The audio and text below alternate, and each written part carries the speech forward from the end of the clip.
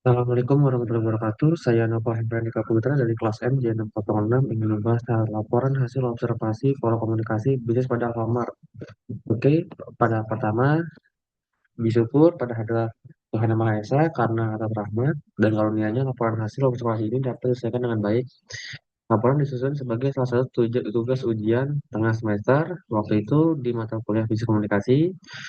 Untuk tujuan observasi ini adalah untuk memahami bagaimana pola komunikasi diterapkan dalam suatu organisasi bisnis serta menganalisis aktivitas kemudian yang berlangsung dalam mendukung operasional perusahaan.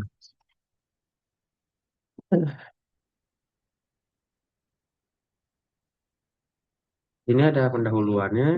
Yang pertama, komunikasi merupakan salah satu faktor penting dalam keberhasilan suatu organisasi. Komunikasi yang efektif dapat membantu penyampaian informasi, koordinasi pekerjaan, pengambilan keputusan, serta menciptakan hubungan kerja yang harmonis antara karyawan dan manajemen.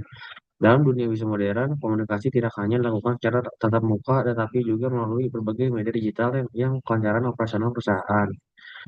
Oleh karena itu, diperlukan pemahaman mengenai pola komunikasi yang diterapkan dalam organisasi agar tujuan perusahaan dapat tercapai efektif. Tujuan observasi yang pertama di sini adalah mengetahui profil perusahaan yang diamati, memahami struktur organisasi perusahaan, menganalisis pola komunikasi yang diterapkan, identifikasi kelebihan dan kelemahan komunikasi dalam organisasi. Yang kelima, memberikan saran perbaikan terhadap sistem komunikasi perusahaan. Metodenya, metode yang digunakan dalam perusahaan laporan ini adalah observasi langsung, wawancara singkat dengan karyawan, dan dokumen digital. Di sini saya akan membahas profil singkat perusahaan. Di sini perusahaan yang menjadi objek adalah PT Sumber Alvaria Trijaya Tbk atau bisa dibilang Alfamart. Alfamart merupakan perusahaan retail minimarket yang menyediakan berbagai kebutuhan sehari-hari masyarakat. Perusahaan ini memiliki jaringan gerai yang terbesar di berbagai wilayah Indonesia. Menjadi jaringan distribusi retail terkemuka yang dimiliki masyarakat luas dan berorientasi kepada pemberdayaan pengusaha kecil. Misinya, yang pertama memberikan kepuasan kepada pelanggan. Untuk yang kedua menjadi mitra usaha yang terpercaya. Yang ketiga memberikan kontribusi positif kepada masyarakat. Yang keempat meningkatkan kesejahteraan karyawan. Bidang usaha retail dan perdagangan kebutuhan sehari-hari. Di sini struktur organisasinya Alfamart pada tingkat garis secara umum terdiri dari store manager atau bilang kepala toko, yang kedua ada asisten chief of store, membantu kepala toko dan mengelola kegiatan operasional. Crew store bertugas melayani pelanggan, mengatur barang, serta menjaga kebersihan dan kerapian toko. Dan di sini juga ada kasir, bertanggung jawab terhadap transaksi penjualan dan pelayanan pelanggan.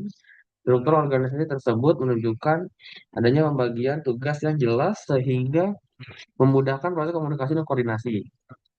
Yang keempat, gambaran pola dan komunikasi. Komunikasi vertikal. Komunikasi vertikal terjadi antara atasan dan bawahan. Contohnya, kepala toko memberikan instruksi kerja kepada karyawan. Karyawan melaporkan hasil pekerjaan kepala toko. Evaluasi kinerja dilakukan secara berkala. Komunikasi ini bertujuan memastikan seluruh tugas berjalan sesuai standar operasional perusahaan. Komunikasi horizontal terjadi antar pegawai dengan tingkat jabatan yang sama. Contohnya, koordinasi antar kasir saat pergantian shift, kerja sama antar clear store dalam mengatur stok barang, diskusi terkait pelayanan pelanggan. Komunikasi horizontal membantu meningkatkan efisiensi kerja tim. Komunikasi formal, komunikasi formal dilakukan melalui briefing harian, rapat operasional, grup komunikasi resmi perusahaan, surat edaran dan SOP. Komunikasi informal itu ada terjadi spontan dalam lingkungan kerja, misalnya diskusi nyantai antar pegawai, pertukaran informasi saat jam istirahat, interaksi sosial dan mempererat hubungan kerja. Untuk yang keempat, yang kelimanya, ada media komunikasi yang digunakan, itu ada WhatsApp Group, telepon, email, sistem informasi, dan briefing langsung. Bab 5 hasil analisis. Ini analisis efektivitas komunikasi.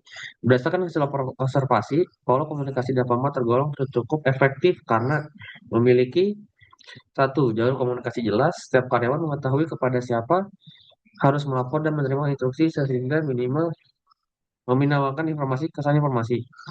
Yang kedua ada pemanfaatan teknologi, penggunaan WhatsApp dan sistem internal perusahaan mempercepat penyampaian informasi. Ada briefing rutin, briefing sebelum bekerja membantu memastikan seluruh karyawan memahami target dan tugas yang harus dilaksanakan. Ada koordinasi antar bagian baik, kerjasama antar kasir, kredit store, dan kepala toko berjalan cukup baik sehingga pelayanan pelanggan dapat berjalan dengan optimal. Meskipun komunikasi berjalan dengan baik, masih ditemukan dalam beberapa hambatan. Satu, perbedaan persepsi. Terkadang instruksi yang diberikan memiliki interpretasi berbeda di antara karyawan. Keterbatasan waktu. Pada jam sibuk, komunikasi menjadi kurang optimal karena fokus utama adalah melayani pelanggan. Yang ketiga adalah gangguan teknologi. Informasi yang disampaikan melalui grup komunikasi terkadang terlambat diterima karena masalah jaringan internet. Yang ketiga ada dampak komunikatif terhadap kinerja. Komunikasi yang efektif memberikan dampak positif berupa peningkatan produktivitas kerja, pelayanan yang lebih baik, pengurangan kesalahan operasional, hubungan kerja yang harmonis, peningkatan koordinasi tim. Kesimpulan dan sarannya, berdasarkan hasil observasi, dapat disimpulkan bahwa komunikasi memiliki peran yang sangat penting dalam mendukung operasional Alfamart. Pola komunikasi yang diterapkan pada mencakup komunikasi vertikal, horizontal, dan formal dan informal, manfaatan teknologi komunikasi serta briefing rutin memperlancar penyampaian informasi dan koordinasi antar pegawai.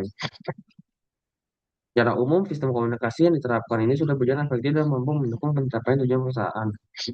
Saran yang pertama, meningkatkan pelatihan komunikasi bagi karyawan, memaksimalkan penggunaan teknologi komunikasi internal, melakukan evaluasi komunikasi secara berkala, meningkatkan keterbukaan komunikasi antar atasan dan bawahan, memastikan seluruh informasi penting terdokumentasi dengan baik untuk menghindari kesalahpahaman.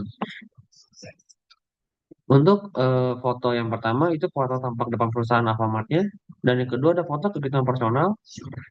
Di sini ada kasir dan konsumen. Dan yang ketiga ada foto wawancara atau diskusi karyawan yang bisa dibilang mungkin briefing atau apa. Yang keempat foto struktur organisasi di sini. Semua tertara jelas ini ya. Nah, sekian dari saya Napahin Mereka Putra. Terima kasih. Kurang lebihnya mohon maaf. Assalamualaikum warahmatullahi wabarakatuh.